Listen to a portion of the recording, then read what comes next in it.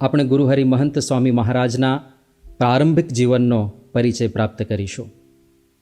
એમના માતા પિતાની આપણે વાત કરીએ તો બ્રહ્મ સ્વરૂપ શાસ્ત્રીજી મહારાજે સન 1907માં અક્ષર પુરુષોત્તમની નિષ્ઠાના પ્રવર્તન માટે આ સંસ્થાની સ્થાપના કરી. એ શરૂઆતના વર્ષોમાં અક્ષર પુરુષોત્તમના દ્રઢ નિષ્ઠાવાન જે મુઠ્ઠીભર હરિભક્તો હતા એમાંના એક હતા આણંદના મણિભાઈ નારાયણભાઈ પટેલ. 1907થી 1929 દરમિયાન બ્રહ્મ સ્વરૂપ શાસ્ત્રીજી મહારાજ જ્યારે આણંદ પધારતા ત્યારે મોટે ભાગે તેમનો નિવાસ આ મણિભાઈ નારાયણભાઈ પટેલને ત્યાં રહેતો. આ મણિભાઈ એટલે જ આપણા ગુરુદેવ મહંત સ્વામી મહારાજના પૂર્વાશ્રમના પિતાશ્રી. શાસ્ત્રીજી મહારાજ પ્રત્યે એમને અનન્ય નિષ્ઠા અને અનન્ય સ્નેહ હતો. સન 1929માં શાસ્ત્રીજી મહારાજની આજ્ઞા લઈને ધર્મપત્ની ડાહીબા સાથે તેઓ જબલપુર પધાર્યા. 1929થી 1951 સુધી મણિભાઈ ત્યાં જબલપુરની અંદર રહ્યા અને ત્યાં મિલ્ક ડેરીનો ઉદ્યોગ એમણે શરૂ કરેલો. એ નિવાસ દરમિયાન જ તારીખ 13 સપ્ટેમ્બર 1933ના શુભ દિવસે એટલે કે ભાદરવા વદ 9મીના એ પવિત્ર દિવસે આપણા પ્રાણ પ્યારા ગુરુદેવ મહંત સ્વામી મહારાજનો ત્યાં જબલપુરમાં જન્મ થયો. જે સ્થાને જે કક્ષની અંદર મહંત સ્વામી મહારાજનું પ્રાકટ્ય થયું ત્યાં આગળ હમણાં જ 13મી તારીખે તેઓની ચિત્ર પ્રતિમા પ્રતિષ્ઠિત કરવામાં આવી છે, જેના દર્શન અત્યારે આપણને સ્ક્રીન ઉપર થઈ રહ્યા છે. મણિભાઈની અત્યંત ઈચ્છા હતી કે આ બાળકનું નામકરણ બ્રહ્મ સ્વરૂપ શાસ્ત્રીજી મહારાજ કરે, પણ શાસ્ત્રીજી મહારાજ તાત્કાલિક ત્યાં પધારી શકે એવું હતું નહીં. એટલે પછી પરિવારના બધા લોકોએ આ બાળકને વિનુ નામથી બોલાવવાનું શરૂ કર્યું.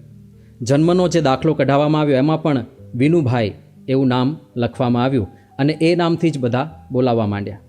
1934ની અંદર માર્ચ મહિનામાં બ્રહ્મ સ્વરૂપ શાસ્ત્રીજી મહારાજ છપૈયા યાત્રાએ ગયા હશે, ત્યાંથી પાછા ફરતા આ જબલપુર મણિભાઈના ઘરે પધાર્યા અને ત્યાં આગળ શાસ્ત્રી મહારાજ સાથે આશાભાઈ, ઈશ્વરભાઈ આ બધા હરિભક્તો હતા. તો આશાભાઈએ આ 6 મહિનાના વિનુને, 6 મહિનાની ઉંમર હતી ત્યારે એમને શાસ્ત્રીજી મહારાજના ખોળામાં મૂક્યા અને એ વખતે શાસ્ત્રીજી મહારાજે એમનું નામ કેશવ પાડેલું. અને એ વખતે શાસ્ત્રીજી મહારાજે આ બાળકને જોઈને એમના પિતાશ્રી મણિભાઈને કીધેલું કે મણિભાઈ, આ તમારો પુત્ર મોટો થઈને સંત બનશે અને સંપ્રદાયની ખૂબ મહાન સેવા કરશે. એટલે ત્યારથી જ શાસ્ત્રીજી મહારાજે આમના સાધુ બનવાની અને એમના દ્વારા મહાન કાર્યો સંપન્ન થશે એવા આશીર્વાદની ભવિષ્યવાણી એમણે કરી દીધી હતી. હવે શાસ્ત્રીજી મહારાજે કેશવ નામ પાડ્યું, પણ બધાના મુખ ઉપર વિનુ ચડી ગયું હતું. એટલા માટે પછી એ જ નામ વધારે પ્રચલનમાં રહ્યું. ત્યાં આગળ એમના આડોશી પાડોશી કેવા હતા, તો ત્યાં પરિસ્થિતિ એવી હતી કે ગુજરાતી સમાજ બહુ સીમિત હતો. એમના પાડોશમાં એક મદ્રાસી શ્યામરાવજી રહેતા હતા, બીજા પાડોશમાં એક પંજાબી ભાઈ રહેતા હતા અને આજુબાજુ આખા વિસ્તારમાં મોટે ભાગે બધા ખ્રિસ્તીઓ રહેતા હતા. એટલે એમની સાથે મહંત સ્વામી મહારાજ બાળપણની અંદર બધા બાળકો સાથે રમે, વાર્તાલાપ કરે તો મોટે ભાગે હિન્દી અને અંગ્રેજી ભાષામાં વાર્તાલાપ કરે અને ઘરમાં ગુજરાતી ભાષા બોલાય. એટલે 3 ભાષાઓનો એમને નાનપણથી પરિચય પ્રાપ્ત થયો. 1939માં એમને સ્કૂલની અંદર ભણવા માટે મૂકવામાં આવ્યા. 4 જુદી જુદી શાળાઓમાં તેઓ ભણ્યા. શરૂઆતમાં 6 મહિના ગુજરાતી ક્લબ દ્વારા સંચાલિત સ્કૂલમાં તેઓએ અભ્યાસ કર્યો. ત્યાર પછી સેન્ટ નોર્બર્ટ કોન્વેન્ટ સ્કૂલમાં ફેબ્રુઆરી 1941 સુધી અભ્યાસ કર્યો. ત્યાર પછી ક્રાઇસ્ટ ચર્ચ સ્કૂલમાં ડિસેમ્બર 1944 સુધી અભ્યાસ કર્યો અને છેલ્લે Christ church boys senior secondary સ્કૂલમાં 1951 સુધી તેઓએ અભ્યાસ કર્યો. ભણવામાં અત્યંત તેજસ્વી હતા. શાળાની અંદર શિક્ષકો જે ભણાવે તો ક્લાસમાં જ બધું એમને યાદ રહી જાય. એટલે વાંચનના ખૂબ શોખીન, વાંચનનું એમનું અંગ. અત્યારે આપણને પુસ્તક વાંચતા એ બાળ વિનુભાઈ દેખાય છે સ્ક્રીન ઉપર, તો વાંચનનો એમને ખૂબ શોખ હતો, પણ ઘરે ક્યારેય ભણવાના પુસ્તકો ન વાંચે, કારણ કે ભણવાનું જે હોય એ ક્લાસમાં જ એમને યાદ રહી ગયું હોય. એટલે ઘરે બીજા બધા સારા પુસ્તકો તેઓ વાંચતા. વર્તમાનપત્રોમાં પાછો રસ નહીં, છાપાને અડે નહીં, પણ સારા પુસ્તકોમાં એમને ખૂબ રુચિ.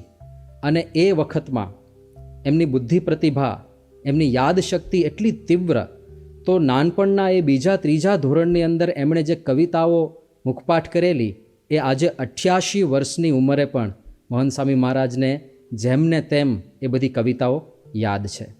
તો એમની આ પ્રતિભા એ બાળપણથી જ હતી. પછી શાળાની અંદર એમનું વ્યક્તિત્વ હંમેશા શાંત, ક્યારેય કોઈની સાથે ઝઘડો નહીં, બધા સાથે મિત્રતા.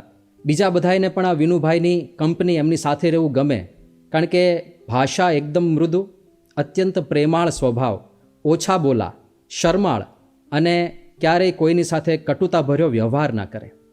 એમના પ્રિય વિષયોમાં ભૂમિતિ, રસાયણ વિજ્ઞાન અને જીવ વિજ્ઞાન, આ 3 એમના પ્રિય વિષયો હતા. રમતગમતની વાત કરીએ તો ફૂટબોલ, ક્રિકેટ, હોકી અને બોક્સિંગ, આ 4 રમતો શાળામાં ફરજિયાત હતી, એટલે તેઓ એ રમતા. ક્રિકેટમાં તેઓ સારા બોલર હતા અને ફૂટબોલ રમે ત્યારે લેફ્ટ ફૂલ બેક પોઝિશન પર તેઓ રમતા. કળાની દૃષ્ટિએ વિચાર કરીએ તો એમને ચિત્રકળામાં વિશેષ હથોટી હતી. ઘણીવાર શિક્ષક કંઈક ચિત્ર દોરવા પ્રયત્ન કરે અને એમનાથી સારું ચિત્ર ન બને તો વિનુભાઈ ઊભા થઈને બોર્ડ ઉપર શિક્ષકના કહેવાથી એ ચિત્ર સારું દોરી આપતા. તો પહેલેથી એમને ચિત્ર દોરવામાં ફાવટ હતી, પણ એમણે ચિત્ર દોરવા માટે કાંઈ પ્રોફેશનલ ટ્રેનિંગ આગળ ક્યારેય ના લીધી. એમને પૂછવામાં આવ્યું કે તમે ચિત્રો સારા દોરતા હતા તો એ કળાને કેમ આગળ ન વધારી? તો ત્યારે મહંત સ્વામી મહારાજે એવું કીધું હતું કે દોરીએ ખરા પણ આસક્તિ નહીં. તો આ એક વિશિષ્ટ વસ્તુ કહેવાય કે જે આવડત હોય એની પરિપુષ્ટિ કરવાની અમને લેશ માત્ર ઈચ્છા નહોતી. અને જીવન પણ કેવું હશે, તો એ સમયે એમણે એક નિબંધ લખેલો સ્કૂલની અંદર. ત્યારે એમના જે પ્રિન્સિપલ હતા રોબિન્સન, એમણે બાઇબલના પેપરમાં વિનુભાઈએ લખેલા નિબંધ અને એમનું શુદ્ધ વર્તન જોઈને એવું કહેલું કે you are going to be a priest, એટલે કે તમે ભવિષ્યમાં એક ધર્મના ઉપદેશક બનશો, પ્રિસ્ટ બનશો. તો આ રીતે 1951 સુધી જબલપુરમાં એમણે અભ્યાસ કર્યો અને 1951માં એમના પિતાશ્રી મણિભાઈને પાછું આણંદ આવવાનું થયું. એટલે આખો પરિવાર પાછો આણંદ આવ્યો. હવે આ જબલપુરનો જે નિવાસ હતો એ દરમિયાન વિનુભાઈને સત્સંગનો કોઈ પરિચય નહીં, કોઈ યોગ નહીં. બ્રહ્મ સ્વરૂપ શાસ્ત્રીજી મહારાજ ત્યાં પધાર્યા એક વખત, પણ ત્યારે એમની ઉંમર માત્ર 6 મહિનાની હતી.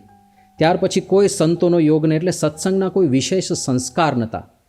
સાથે સાથે 2 વર્ષ ત્યાં અને બાકીના 2 વર્ષ અહીંયા આણંદ આવીને એનસીસીમાં પણ એ જોડાયેલા. અને એમણે એક વખત એવું સ્મરણ કરતાં કહ્યું હતું કે એનસીસીમાં બંદૂક ચલાવવાની ટ્રેનિંગ આવે, એમાં એમને 50માંથી 49 પોઈન્ટ પ્રાપ્ત થયા હતા. તો આ પ્રકારનું એમનું જીવન હતું.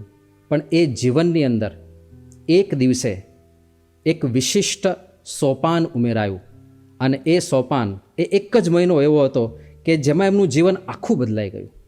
1951નું જ એ વર્ષ 10મી મેના રોજ સમાચાર આવ્યા કે બ્રહ્મ સ્વરૂપ શાસ્ત્રીજી મહારાજ સારંગપુરની અંદર ધામમાં પધાર્યા છે. એટલે આખો પરિવાર, એકચ્યુઅલી આખું જે ફળિયું હતું એ બધા જ સત્સંગીઓ, નિષ્ઠાવાન સત્સંગીઓ, એટલે બધા જ સારંગપુર આવ્યા. એમની સાથે સાથે આ વિનુભાઈ પણ એ વખતે સારંગપુર પધાર્યા. હવે આ બાજુ તો બધું ગમગીની ભર્યું વાતાવરણ હોય. જ્યારે પહોંચ્યા ત્યારે તો શાસ્ત્રીજી મહારાજનો અંતિમ સંસ્કાર પૂર્ણ થઈ ગયેલો અને વિનુભાઈને સત્સંગનો કોઈ પૂર્વ પરિચય નહીં, એટલે એ પણ થોડા નિરુત્સાહ હતા કે આ બધું શું છે, હજી બધું સમજવા માટે પ્રયત્ન કરતા હતા. એમાં સમાચાર એવા મળ્યા કે શાસ્ત્રીજી મહારાજે જે વચન આપ્યું હતું એ પ્રમાણે ગઢડામાં હવે પ્રતિષ્ઠા થવાની છે શિખરબદ્ધ મંદિરની. એટલે બધા ત્યાંથી ગઢડા પધાર્યા અને ગઢડા મૂર્તિ પ્રતિષ્ઠાના ઉત્સવે બધા ત્યાં પધાર્યા. ત્યાં ગુરુહરિ મહંત સ્વામી મહારાજને પ્રમુખ સ્વામી મહારાજના પ્રથમ દર્શન થયા. અને પ્રથમ દર્શનની સ્મૃતિ 44 વર્ષ પછી એમણે લખી હતી સ્વામી બાપાના અમૃત મહોત્સવે. યથા તથા એમને મૂર્તિ યાદ હતી. એ દર્શનની કેવી છાપ પડી હશે એમના હૃદયની અંદર. તો સ્વામીએ ત્યારે લખેલું કે ગઢપુરમાં પ્રતિષ્ઠાને આગલે દિવસે પ્રમુખ સ્વામી મહારાજ સાથેની મુલાકાતની આ વાત છે. એમની ઉંમર એ વખતે 29 વર્ષની, મારી ઉંમર 17 વર્ષની. હજુ જિંદગી શરૂ થઈ રહી હતી અને મને તેઓ મળ્યા. મોતી કાકાએ પ્રમુખ સ્વામી સાથે મારી ઓળખાણ કરાવી. હવે સ્વામીશ્રી કેવા દેખાતા હતા એનું વર્ણન કરે છે. મુંડન પહેલાંના ઘટાદાર કાળા ભમ્મર વાળ, ચંચળ આંખો, ઝડપથી આંખોના થતા પલકારા, સૌમ્ય ગોળ મુખારવિંદ, પાતળી કેડ, તેઓની એ વખતની મૂર્તિ હજી યાદ આવે છે. શરીર થોડું શ્યામ હતું. નાસિકાના અગ્રભાગે લાલ આછા ચાંઠા દેખાતા હતા. હું બસ એમને જોયા કરતો હતો. પછી આગળ એ દિવ્યતા કેવી હતી એની વાત કરે છે કે સંકલ્પો જાણે બંધ થઈ ગયા હતા. પ્રમુખ સ્વામી મારી સાથે હિન્દીમાં વાત કરતા હતા. એમણે શું પૂછ્યું ને મેં શો જવાબ આપ્યો એ બિલકુલ યાદ નથી, પરંતુ તેઓ મને ઓળખતા હોય તેમ લાગ્યું. હું પણ એમને ઓળખતો હોય તેવું લાગ્યું. એમની નિકટમાં આવતા થોડી જ ક્ષણોમાં અદ્ભુત અને દિવ્ય અનુભવ થયો. વૈશાખની લૂમાંથી ઊંચકાઈને હિમાલયની ગુલાબી ઠંડકમાં મુકાયો હોવ એવી ટાઢક થવા લાગી. ત્યાં તો એક મોટા હરિભક્ત આવ્યા. પ્રમુખ સ્વામીને તેમની સરભરામાં જવાનું થયું ને પલકારામાં તેઓ સ્મિત કરતા જતા રહ્યા. કોઈએ કિંમતી વસ્તુ આંચકી લીધી હોય તેમ હું હેબતાઈ ગયો. આજુબાજુ હજારો લોકો હતા. બૂમાબૂમ અને કલશોર હતો, છતાં હું એકલો પડી ગયો હતો. મને તે સમયે થયેલું કે વાહ, આ સાધુ સાચા. તો આ હતી ગુરુહરિ પ્રમુખ સ્વામી મહારાજની મહંત સ્વામી મહારાજ ઉપર પ્રથમ છાપ. હવે ગરડાનો પ્રતિષ્ઠાનો ઉત્સવ પૂરો થયો. બધા પાછા આણંદ પધાર્યા. આફ્રિકાના ઘણા બધા હરિભક્તો ગરડા પ્રતિષ્ઠા નિમિત્તે પધાર્યા હતા અને એમાં આણંદના ઘણા બધા હરિભક્તો હતા. એ લોકોની ઈચ્છા હતી કે યોગીજી મહારાજની પધરામણી ખાસ આણંદમાં થાય. તો એ નિમિત્તે યોગીજી મહારાજ આણંદ પધારેલા અને મણિભાઈના ઘરે જ, મહંત સ્વામી મહારાજના ઘરે જ યોગીજી મહારાજનો ઉતારો હતો અને 8 દિવસ સુધી યોગીજી મહારાજ ત્યાં રહ્યા હતા. પણ વિનુભાઈને યોગીજી મહારાજની નજીક જતાં સંકોચ થતો હતો, કારણ કે યોગીજી મહારાજના જાડા કપડાં, એકદમ દેશી અને કાઠિયાવાડી એમની ભાષા અને એકદમ જૂના પરમહંસ સંતો જેવી એમની રહેણી કરણી. એટલે વિનુભાઈ થોડા દૂર દૂર રહ્યા કરે, પણ તોય એમને વિશેષ હજી કાંઈ અનુરાગ થતો નહોતો. 8 દિવસના રોકાણ પછી બ્રહ્મસ્વરૂપ યોગીજી મહારાજ ત્યાંથી વિદાય થયા. યોગીજી મહારાજ જ્યારે વિદાય થતા હતા ત્યારે વિનુભાઈ ગોયા તળાવની પાળે બેઠા હતા. નજીકમાં જ તળાવ છે. યોગીજી મહારાજે જોયું એટલે એમને નજીક બોલાવ્યા. એવો પણ જિજ્ઞાસાથી યોગીજી મહારાજની નજીક ગયા અને ત્યારે યોગીજી મહારાજે એકદમ પ્રેમથી, એકદમ નમ્ર ભાવથી વિનુભાઈને એવું કીધું કે લ્યો, અમે જઈએ છીએ, અમારી ભૂલચૂક માફ કરજો. અને આટલું કહીને યોગીજી મહારાજ તો આગળ પધારી ગયા. પણ આ વાર્તાલાપ, આ જે યોગી બાપાના શબ્દો કે ભૂલચૂક થઈ હોય તો માફ કરજો, એ વિનુભાઈને એવા હૃદયમાં લાગી ગયા. એ યોગીજી મહારાજની નમ્રતા, એમનું નિર્માનીપણું, એ એમના ચહેરા ઉપરનું વાત્સલ્ય, એ પ્રગાઢ પ્રેમ, એ એટલો બધો એમને સ્પર્શી ગયો. તો ત્યાં તળાવની પાળ ઉપર 3 કલાક સુધી બેઠા બેઠા વિનુભાઈએ યોગી બાપાનો જ વિચાર કર્યો કે કેવી નમ્રતા, કેવી સાધુતા, કેટલી દિવ્યતા, કેવો પ્રેમ, કેવું વાત્સલ્ય.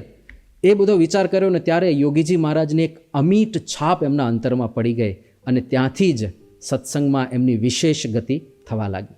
એટલે 1951ના વર્ષનો આ મે મહિનો ખૂબ અગત્યનો પુરવાર થયો. 4 અગત્યની ઘટના. 10મી મેએ શાસ્ત્રીજી મહારાજનું ધામગમન થયું. 15મી મેના રોજ પ્રમુખ સ્વામી મહારાજ સાથેનો પ્રથમ મેળાપ થયો, જે એમને અંતરમાં કોતરાઈ ગયો. 22મી મેના રોજ યોગીજી મહારાજ આણંદ પધાર્યા અને 30મી મેએ જ્યારે યોગીજી મહારાજે વિદાય વખતે માફી માંગી, એ ઘટનાથી એમના જીવનમાં સંપૂર્ણ પરિવર્તન આવવાની શરૂઆત થઈ. આ અનુભૂતિ વર્ણવતા તેઓએ લખેલું કે યોગીજી મહારાજ મળ્યા અને હું તેમાં એકદમ ચોંટી ગયો. હું જાણે એમની શોધમાં હતો, પરંતુ ખબર નહોતી. એ મળ્યા એટલે તૃપ્તિ થઈ ગઈ. બીજું બધું જ ગૌણ થઈ ગયું. યોગીજી મહારાજ જ જીવનના કેન્દ્રમાં આવી ગયા. સત્પુરુષનો આ પ્રભાવ છે, એ ઓળખાય એટલે તરત જ આપણું જીવન બદલાઈ જાય અને ભગવાન અને સંત આપણા કેન્દ્રમાં આવી જાય. આમ તો મહંત સ્વામી મહારાજ એ અક્ષર બ્રહ્મ જ છે, પણ આ લોકની દ્રષ્ટિએ જે આપણી વૈદિક ગુરુ શિષ્ય પરંપરા છે કે ગુરુ દ્વારા જ શિષ્યને જ્ઞાન થાય, એનું સંવર્ધન, એનું સંપોષણ થાય, એના માટે આ ગુણાતીત સત્પુરુષો આ પ્રકારની લીલા કરતા હોય છે. બીજો એક પ્રસંગ એમના જીવનમાં એ જ અરસાની અંદર બન્યો. યોગીજી મહારાજ જનતા એક્સપ્રેસમાં અમદાવાદથી મુંબઈ પધારતા હતા અને એ ટ્રેન થોડીવાર માટે આણંદ ઊભી રહે. એટલે બધા હરિભક્તો ત્યાં આગળ રેલવે સ્ટેશને દર્શન માટે ગયા હતા. બધાની ભેગા વિનુભાઈ પણ ત્યાં ગયા હતા.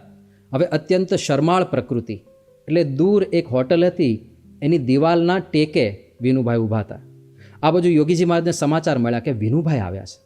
અને યોગીજી મહારાજને પણ આ તો પૂર્વની ઓળખાણ, એટલે એમના પ્રત્યે વિશેષ સ્નેહ પહેલેથી જ. યોગીજી મહારાજ કે વિનુભાઈ આવ્યા છે. તરત ટ્રેનમાંથી ઊભા થઈને યોગીજી મહારાજ બોગીમાંથી બહાર નીકળી જ્યાં આગળ વિનુભાઈ ઊભા હતા ત્યાં યોગી બાપા ગયા અને ત્યાં જઈને ધબ્બો માર્યો, આશીર્વાદ આપ્યા. વિનુભાઈ પણ હાથ જોડીને દર્શન કર્યા અને યોગીજી મહારાજે આટલું બધું વાલ વરસાવ્યું. તો મહંત સ્વામી મહારાજના અંતરમાં આ પ્રસંગ પણ એટલો બધો સ્પર્શી ગયો. ત્યાં તો ટ્રેનનું વિસલ વાગ્યું. યોગીજી મહારાજે તો પછી ટ્રેનમાં બેસીને વિદાય લીધી. પણ મહંત સ્વામી મહારાજ ત્યાર પછી લગભગ 15થી વધારે દિવસ સુધી રોજ ત્યાં રેલવે સ્ટેશને જાય, બાકડા ઉપર બેસે અને યોગીજી મહારાજે જે એમને સુખ આપ્યું હતું, એમનું જે વાત્સલ્ય, એમની જે વિનમ્રતા, એની સ્મૃતિ કરતા 15 દિવસ સુધી રોજ. તો કેટલી હદ સુધી યોગીજી મહારાજ એમના જીવનમાં એમને સ્પર્શી ગયા. ત્યાર પછી સાધુ થવાની પ્રથમ વાત કેવી રીતે થઈ? તો એમાં પ્રમુખ સ્વામી મહારાજ એમણે એમને સાધુ થવાની પ્રથમ વાત કરેલી. અટલાદરા જન્માષ્ટમીના સમયે ગયા હશે અને ત્યાંથી પાછા ફરતા હતા એકાદશીને દિવસે. તો આ બધા યુવકો આણંદ આવતા હતા અને પ્રમુખ સ્વામી મહારાજ ટ્રેનમાં એ અમદાવાદ તરફ જતા હતા. યુવકોએ જોયું કે બધા સંતો પણ છે, તો બીજા બધા યુવકો તો જ્યાં જગ્યા મળે ત્યાં બેસી ગયા. પણ વિનુભાઈ એ સ્પેશિયલી જ્યાં પ્રમુખ સ્વામી મહારાજ થર્ડ ક્લાસના ડબ્બામાં બેઠા હતા ત્યાં જ પહોંચી ગયા એમની સાથે, કારણ કે પૂર્વની ઓળખાણ હતી, આકર્ષણ તો થયેલું. અને ત્યાં આગળ સ્વામીએ પણ એમની ઓળખાણ હતી એટલે બહુ સારી રીતે એમને બધી વાત કરી. અને એ વખતે જે વાર્તાલાપ થયો, યોગીજી મહારાજનો મહિમા પણ બાપાએ ત્યાં ખૂબ કહ્યો એમને. અને ત્યારે સ્વામીએ મહંત સ્વામી મહારાજને કીધેલું કે તમે સાધુ બની જાઓ, બહુ સેવા થશે. તો સાધુ થવાની પ્રથમ વાત એમને ગુરુહરિ પ્રમુખ સ્વામી મહારાજે કરેલી. પછી જ્યારે યુવકો વિદાય લેતા હતા આણંદ સ્ટેશને, ત્યારે પ્રમુખ સ્વામી મહારાજે છેલ્લે બધાને કીધેલું કે આજે એકાદશી છે, માટે કંઈ ખાતા નહીં. એટલે ઉપવાસ કરવાની શરૂઆત પણ ગુરુહરિ પ્રમુખ સ્વામી મહારાજે કરાવેલી. હવે આ જ વર્ષે 1951માં જ ગોંડલમાં અક્ષરદેરીની અંદર યોગીજી મહારાજે પણ બ્રહ્મ સ્વરૂપ મહંત સ્વામી મહારાજ અને સદગુરુવર્ય પરમ પૂજ્ય ડૉક્ટર સ્વામી બંનેને, એટલે કે વિનુભાઈ અને રમણભાઈ, એ બંનેને સાધુ થવાની વાત કરેલી. અને ત્યારથી જ એમનું લક્ષ્ય સ્પષ્ટ થઈ ગયું કે હવે તો આ જ આપણું એક લક્ષ્ય છે, સાધુ થવાનું છે. પણ યોગીજી મહારાજનો સંકલ્પ હતો કે ભણેલા ગણેલા ગ્રેજ્યુએટ યુવાનોને સાધુ બનાવવા છે. એટલે યોગીજી મહારાજની આજ્ઞા હતી કે ગ્રેજ્યુએશન પૂરું કરીને આવજો. એટલે વલ્લભ વિદ્યાનગરમાં વીપી સાયન્સ કોલેજમાં પ્રી સાયન્સ 1 વર્ષ સુધી તેઓ ભણ્યા. અને આ પ્રી સાયન્સનો જે કોર્સ કર્યો એમાં રમણભાઈ એટલે કે પરમ પૂજ્ય ડૉક્ટર સ્વામી એ એમના મિત્ર, એક જ બેન્ચ ઉપર બંને બેસતા. પછી એ પૂરું થયું એટલે ડૉક્ટર સ્વામી એ MBBSમાં ગયા અને મહંત સ્વામી મહારાજે એગ્રીકલ્ચરમાં એડમિશન લીધું. એની પાછળ પણ એક કારણ હતું કે એગ્રીકલ્ચરમાં ભણવાનો એટલો બધો ભાર ના હોય, એટલે જ્યારે ઈચ્છા થાય ત્યારે યોગીજી મહારાજ પાસે દોડીને લાભ લેવા માટે જતું રહેવાય. અને બીજું ત્યાં સહશિક્ષણ નહોતું, એટલે એમણે જે ત્યાગના પંથ ઉપર બ્રહ્મચારી જીવનના માર્ગે આગળ વધવાનો સંકલ્પ કર્યો હતો, તો એના માટે પણ આ લાઈન અનુકૂળ હતી. એટલા માટે એમણે એગ્રીકલ્ચરમાં એડમિશન લીધું. 1952ની અંદર આ જ અરસાની અંદર અટલાદરામાં એક વિશેષ પ્રસંગ બની ગયો. હવે વિનુભાઈ તો યુવક તરીકે હતા અને અટલાદરા યોગીજી મહારાજના દર્શન કરવા માટે ગયા હતા. અને અટલાદરાની અંદર જે જૂની ભોજનશાળા છે ત્યાં વિનુભાઈ ઊભા હશે અને યોગીજી મહારાજ એક હરિભક્ત સાથે ત્યાં આવ્યા અને અચાનક જ રસ્તો બદલીને સીધા જ વિનુભાઈ પાસે ગયા. અને યોગીજી મહારાજે એમને એવું કીધું કે તમારા દ્વારા ભગવાન પ્રગટ રહેશે. 1952માં, હજી તો મહંત સાહેબ મહારાજ યુવકમાં હતા, ત્યારથી યોગીજી મહારાજે આ ભવિષ્યવાણી કરી હતી કે તમારા દ્વારા ભગવાન પ્રગટ રહેશે. હવે પછી તો એમને યોગી બાપાની એવી લગની લાગી કે યોગીજી મહારાજ વગર રહેવાય નહીં. 10-12 દિવસ થાય અને યોગીજી મહારાજના દર્શને પહોંચી જાય, 15 દિવસ થાય યોગીજી મહારાજના દર્શને પહોંચી જાય. એટલે 1952થી 1956 સુધી બસ આવી જ રીતે એમણે યોગીજી મહારાજનો જ્યારે અવસર પ્રાપ્ત થાય ત્યારે લાભ લીધો, સેવા કરી, એમની સાથે વિચરણ કર્યું. અને યોગીજી મહારાજે પણ ખૂબ સુખ આપ્યું. બ્રહ્મજ્ઞાનની લાણી એમને કરાવી. સેવા, ભક્તિ, મુખપાઠ, તપ, ઉપવાસ આ બધું યોગીજી મહારાજ કરાવે. અને વિનુભાઈ અને સાથેના બધા યુવકો ઉત્સાહથી બધું કરે. અને ખાસ તો વિનુભાઈને ઘણી વખત યોગીજી મહારાજે 2 દિવસના, ઘણી વખત 3-3 દિવસના, એક વખત તો 5 દિવસનો નિર્જળ ઉપવાસ કરાવે. તો આવી ગુરુ ભક્તિ યોગીજી મહારાજમાં એટલી લગ્ની એમને લાગી હતી કે આ સંત માટે જીવન કુરબાન છે. તો એ સંસ્કારો એમનામાં પહેલેથી જ ઉદય થયેલા હતા, એના પણ આપણને દર્શન થાય. હવે આ જ અરસા દરમિયાન એમણે ઘરેથી પણ પરવાનગી લઈ લીધી. એમના માતૃશ્રી થોડા ખચકાતા હતા, પણ એમને પણ સમજાવીને એમણે પરવાનગી લઈ લીધી. અમુક સગાવાલાઓને પણ એવું લાગતું હતું કે સાધુ ના થાય તો સારું, આટલો તેજસ્વી યુવાન છે, પણ એ બધા પણ માની ગયા. અને છેવટે 1956માં માર્ચ એપ્રિલની અંદર જ્યારે એમનો એગ્રીકલ્ચરનો અભ્યાસ પૂર્ણ થયો, છેલ્લું પેપર આપ્યું, પરીક્ષા પૂરી થઈ અને કોલેજેથી સીધા જ યોગીજી મહારાજ પાસે ગયા. ઘરે પણ ના ગયા, સીધા જ યોગીજી મહારાજ પાસે ગયા અને બસ એ જ એમનો ગૃહત્યાગ. પછી ઘરે ગયા જ નથી. એગ્રીકલ્ચરમાં બીએસસી થયા એનું સર્ટિફિકેટ લેવા પણ ઘરે કે કોલેજે નથી ગયા. છોડ્યું એ છોડ્યું, પછી ક્યારેય પૂછ્યું પણ નથી. તો આ રીતે એમણે ગૃહત્યાગ કર્યો અને ત્યાર પછી યોગીજી મહારાજ સાથે વિચરણમાં જોડાઈ ગયા અને અનેક સ્મૃતિઓ યોગીજી મહારાજે એમને આપી. વચ્ચે પ્રમુખ સ્વામી મહારાજ સાથે પણ એમને વિચરણ કરવાનું થયું અને પ્રમુખ સ્વામી મહારાજની પણ પ્રતિભાથી એકદમ આકર્ષિત થયા. યોગીજી મહારાજ વારે વારે બધા યુવકોને દ્રઢતા કરાવતા રહેતા કે સાધુ થવાનું છે. 1961માં 51 સાધુ આપણે બનાવવા છે એવો સંકલ્પ યોગીજી મહારાજ વારે વારે દઢાવતા. કપોળવાળીની અંદર એક વખત મહંત સ્વામી મહારાજ હતા, વિનુભાઈ, તો એમને યોગીજી મહારાજે ત્યાં મૂર્તિ પધરાવી હતી, એના દર્શન કરાવ્યા. શાસ્ત્રી મહારાજ સામે આંગળી ચીંધીને કીધું કે આ શાસ્ત્રીજી મહારાજ એ આપણા મા બાપ. પછી હરિભક્તો સામે નિર્દેશ કરીને કીધું આ બધા હરિભક્તો એ આપણો પરિવાર. અને છત ઉપર આંગળી કરીને કીધું કે આ આપણું ઘર, અક્ષરધામ, હવે બીજું બાકી શું રહ્યું, માટે સાધુ થઈ જજો.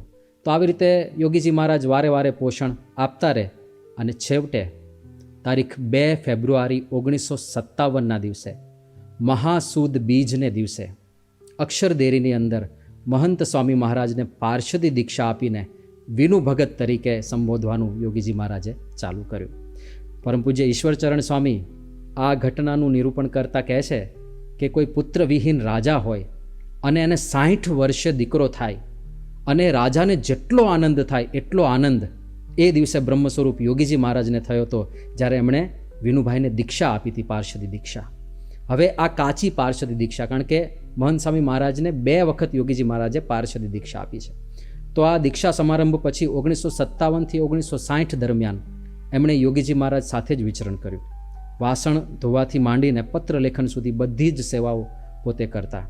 શરૂઆતના 3 મહિના યોગીજી મહારાજે એમની વિશિષ્ટ કસોટી કરી. યોગીજી મહારાજે બોલવાનું જ બંધ કરી દીધું, નોંધ લેવાનું બંધ કરી દીધું. મોહન સાહેબ મહારાજ કે જાણે ઓળખતા જ નથી એવી રીતે યોગીજી મહારાજ રહેતા હતા.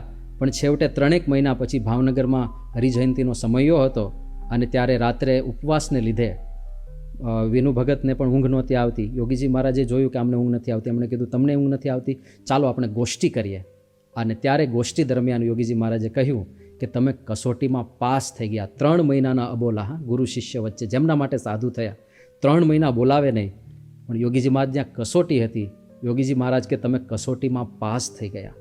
પછી 1959-60 દરમિયાન આફ્રિકાના પ્રવાસમાં વિનુ ભગતને યોગીજી મહારાજે સાથે લીધા. હવે પરદેશ યાત્રા, આટલી મહત્ત્વની યાત્રા, અને એમાં 5 જ સંતો સાથે લેવાના હતા. એમાં એમણે વિનુ ભગતને સાથે લીધેલા અને આ અત્યારે આપણને છબી દેખાય છે એ યાત્રાની છબી છે. એમાં યોગીજી મહારાજની સાથે હાથમાં પોટલું લઈને ગુરુહરિ પ્રમુખ સ્વામી મહારાજના આપણને દર્શન થાય છે.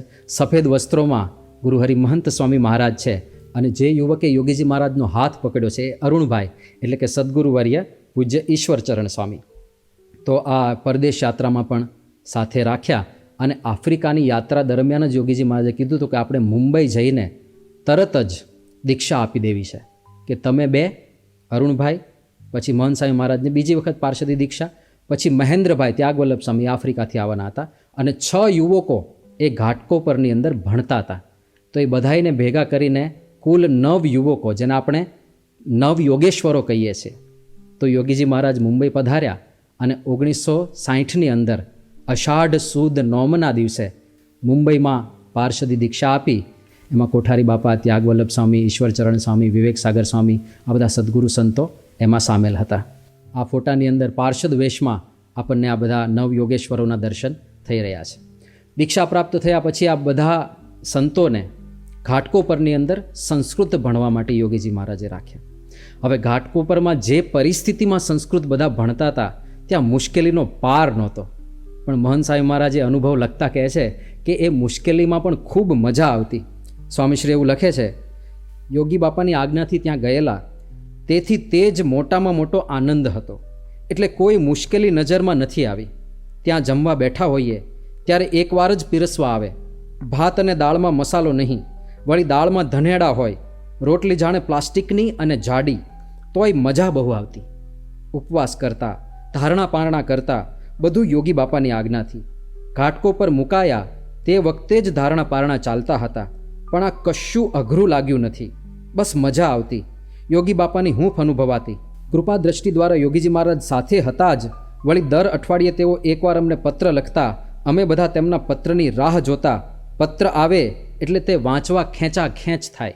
તો આવી અનુભૂતિ મહંત સ્વામી મહારાજે એક ઘાટકો પરના અભ્યાસ દરમિયાનની લખેલી છે. અને પછી છેવટે 1961નું એ વર્ષ આવી ગયું, જેમાં યોગીજી મહારાજને આ બધાને ભાગવતી દીક્ષા આપવી હતી. 11મી મે 1961 ગઢડામાં કળશ મહોત્સવ હતો અને બ્રહ્મ સ્વરૂપ યોગીજી મહારાજની 70મી જન્મ જયંતિ હતી. ત્યારે આ બધાને ભાગવતી દીક્ષા પ્રદાન કરી અને 51 સંતોને યોગીજી મહારાજ ત્યારે દીક્ષા આપી હતી. અને ત્યાર પછી આ બધા સંતોને મુંબઈ ભણવા માટે મોકલેલા અને ત્યાં બધાયના મોવડી તરીકે મહંત સ્વામી મહારાજને ત્યાં સ્થાપ્યા. એ વખતે મહંત સ્વામી મહારાજનું દીક્ષા આપીને કેશવ જીવન દાસજી એવું નામ આપ્યું હતું. પણ મુંબઈ ગયા અને બધાયના મોવડી મહંત તરીકે યોગીજી મહારાજે સ્થાપ્યા. એટલે યોગીજી મહારાજે જ એમને મહંત સ્વામી એવા નામથી સંબોધિત કરવાનું શરૂ કરી દીધું. અને ત્યારથી જ આ જ એમનું નામ વધારે પ્રચલિત થઈ ગયું, આપણા પ્રાણ પ્યારા ગુરુહરિ મહંત સ્વામી મહારાજ. યોગીજી મહારાજ પછી અવારનવાર ગુરુહરિ પ્રમુખ સ્વામી મહારાજ અને ગુરુહરિ મહંત સ્વામી મહારાજનો અપરંપાર મહિમા કહેતા. યોગીજી મહારાજની પ્રાસાદિક વાણીમાં જ કેટલોક મહિમા અત્યારે આપણે સાંભળીએ. આજ મહાત્માનો જન્મદિવસ છે. સત્કર્મ કરવા, ખૂબ સત્કર્મ કરો. આજે જન્મદિવસ મોટાનો ઉજવો અને બધા એવા નિર્દોષ બુદ્ધિ હોવ કરો કે જેથી કે હૃદયમાં અખંડ ભગવાન નિવાસ કરશે. આપણે સ્વામિનારાયણ ભગવાન નિર્માણી, ગુણાતીત નિર્માણી, શાસ્ત્રીમાન નિર્માણી, એવા નિર્માણી આપણે માનસમ કેશવજી ઉમદા સમજાયેલા નિર્માણી બહુ ભક્તરાજ અને અખંડ કર્મ સ્થિતિ એવા જે ગુણ આપણામાં આવે તે સમજો નિર્માણ ગુણ આપણામાં છે. એ આપણે કહેવાનો સિદ્ધાંત આવી રીતે જો સત્સંગ વધારીશું, સંત દ્વારે, પ્રમુખ સંત દ્વારે, મહાન સંત દ્વારે સત્સંગ વધવાનો કેટલો છે એ તો આપણે જોઈ નહીં શકીએ.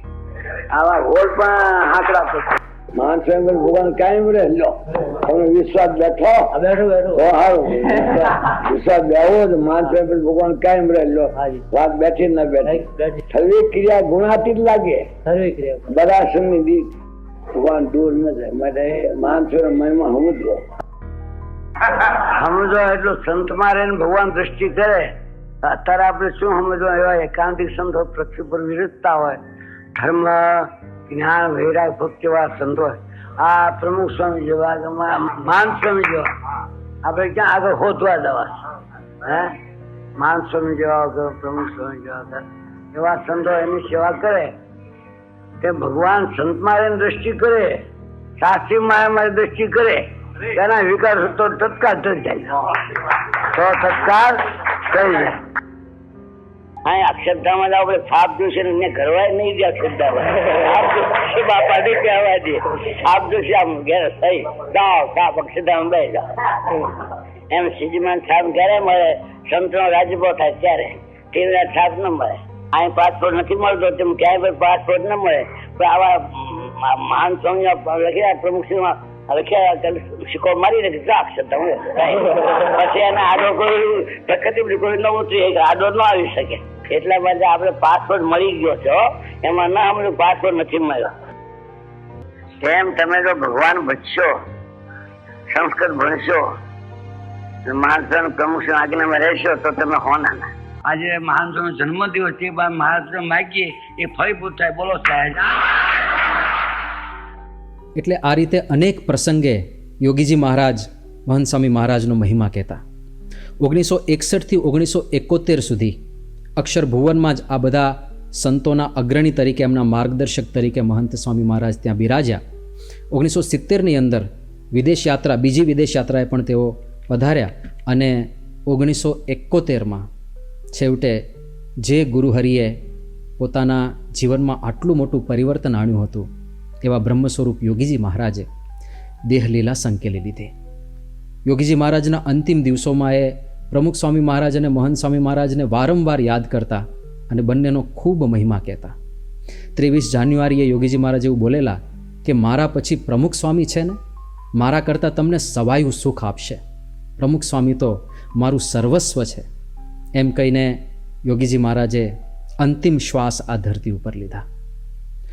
પછી પ્રમુખ સ્વામીજી મહારાજ આ સંસ્થાના ગુરુપદે વિરાજમાન થયા. મહંત સ્વામી મહારાજ માટે પ્રમુખ સ્વામી મહારાજને ગુરુ તરીકે સ્વીકારવા લેશ માત્ર કઠણ નહોતું, કારણ કે પહેલેથી જ એમના અંતરમાં પ્રમુખ સ્વામી મહારાજ વસી ગયેલા હતા. એમણે પોતાની અનુભૂતિ લખી છે કે પ્રમુખ સ્વામીએ ધીમે ધીમે એવો ઉપાડ કર્યો કે ખબર જ ન પડી, એમાં જોડાઈ જવાયું. કારણ મૂળ વસ્તુ તો એક જ હતી ને, એ તો માત્ર ચહેરો જ બદલાયો હતો. એટલે ગુરુહરિ યોગીજી મહારાજમાં જેવી પ્રીતિ એમને હતી એવી જ એમને પ્રમુખ સ્વામી મહારાજમાં પણ થઈ ગઈ. 1971માં યોગીજી મહારાજ ધામમાં પધાર્યા. 71થી 77 સુધી ગુરુહરિ મહંત સ્વામી મહારાજ મુંબઈમાં જ બિરાજ્યા અને બધા સંતોને એમણે તૈયાર કર્યા. સાથે સાથે ત્યાંથી દક્ષિણ ગુજરાત, સુરત, ભરૂચ સુધી મહંત સ્વામી મહારાજ વિચરણ માટે પણ પધારતા અને હરિભક્તોના નાના મોટા પધરામણી વગેરે કાર્યો હોય એમાં એમને સંતોષ આપતા. 1977માં મહંત સ્વામી મહારાજ વિદેશ યાત્રાએ પધારીને પછી જ્યારે પાછા આવ્યા ત્યારે પ્રમુખ સ્વામી મહારાજે એમને કહ્યું કે હવે આપ આખા સત્સંગમાં વિચરણ શરૂ કરો. એટલે ત્યારે એમણે મુંબઈ છોડ્યું અને ત્યારથી કોઈ પણ એક સ્થાને નિવાસ કરીને રહ્યા નથી. સતત એમનું વિચરણ ચાલુ રહ્યું, જે વિચરણ આજ સુધી ચાલુ છે. 1998ની અંદર 25મી ઓગસ્ટે એમનું હૃદયનું ઓપરેશન થયું, બાયપાસ સર્જરી થઈ. એ સર્જરી પછી પણ એમનું વિચરણ એવું ને એવું જ ચાલુ રહ્યું, એટલો જ ભીડો. એમ કરતાં કરતાં તારીખ 20/7/2012ના દિવસે પ્રમુખ સ્વામી મહારાજે પત્ર લખીને મહંત સ્વામી મહારાજને સંસ્થાની તમામ જવાબદારી સોંપી દીધી અને અંતે 13 ઓગસ્ટ 2016ના દિવસે જ્યારે ગુરુહરિ પ્રમુખ સ્વામી મહારાજે આ પૃથ્વી પરથી પોતાની લીલા સંકેલી, ત્યારથી આ સંસ્થાના ગુરુપદે અને પ્રમુખ પદે આપણને આપણા પ્રાણ પ્યારા ગુરુહરિ મહંત સ્વામી મહારાજની પ્રાપ્તિ થઈ. એટલે 1977થી 2016 સુધી સદગુરુ પદે રહીને એમણે અત્યંત કષ્ટદાયી વિચરણ કર્યું અને 2016થી આ જ દિવસ પર્યંત તેઓ સતત અને સતત આપણા સત્સંગની અભિવૃદ્ધિ માટે, આપણા અંતરમાં ઉપાસનાની દ્રઢતા થાય એના માટે વિચરણ કરી રહ્યા છે. એમના ગુરુપદના કાર્યકાળમાં પણ એમણે ઉપાસનાના પ્રવર્તનનું અદ્ભુત કાર્ય કર્યું. 88થી વધારે સંતોને દીક્ષા આપી. પૂના, ધુલિયા, નવસારી 3 શિખરબદ્ધ મંદિરોમાં પ્રતિષ્ઠા કરી. અત્યારે 12 શિખરબદ્ધ મંદિરોના કાર્ય ચાલી રહ્યા છે. રોબિન્સવિલ અને સુરતમાં અક્ષરધામ મંદિરના કાર્યો ચાલી રહ્યા છે અને 210થી વધારે હરિમંદિરોની મૂર્તિ પ્રતિષ્ઠા કરીને એમણે અક્ષર પુરુષોત્તમનો જય જયકાર કર્યો. સાથે સાથે શાસ્ત્ર નિર્માણનું કાર્ય પણ ચાલી રહ્યું છે. એમણે સત્સંગ દીક્ષા ગ્રંથની ભેટ આપી, એના પરનું પ્રમુખ ભાષ્ય રચાવ્યું. એમણે અક્ષરમ અહમ પુરુષોત્તમ દાસોસ્મી એ મંત્રની આપણને ભેટ આપી. એમણે અક્ષર પુરુષોત્તમની મહાપૂજા કરાવી. એમણે અક્ષર પુરુષોત્તમની આરતીની રચના કરાવી અને અક્ષર પુરુષોત્તમના ડંકા દિગંતમાં વગાડ્યા. તો એવા પ્રાણ પ્યારા ગુરુહરિ મહંત સ્વામી મહારાજનો જન્મ જયંતિ પર્વ આજથી શરૂ થાય છે. એમના ચરણોમાં આપણે એ જ પ્રાર્થના કરીએ કે તેઓ જેવી રીતે યોગીજી મહારાજમાં જોડાઈ ગયા અને પ્રમુખ સ્વામીજી મહારાજમાં હોમાઈ ગયા, એમ આપણે પણ આપણા ગુરુહરિ મહંત સ્વામી મહારાજની અંદર જોડાઈ જઈએ અને સમર્પિત થઈ જઈએ. શ્રી સ્વામિનારાયણ ભગવાનની જય.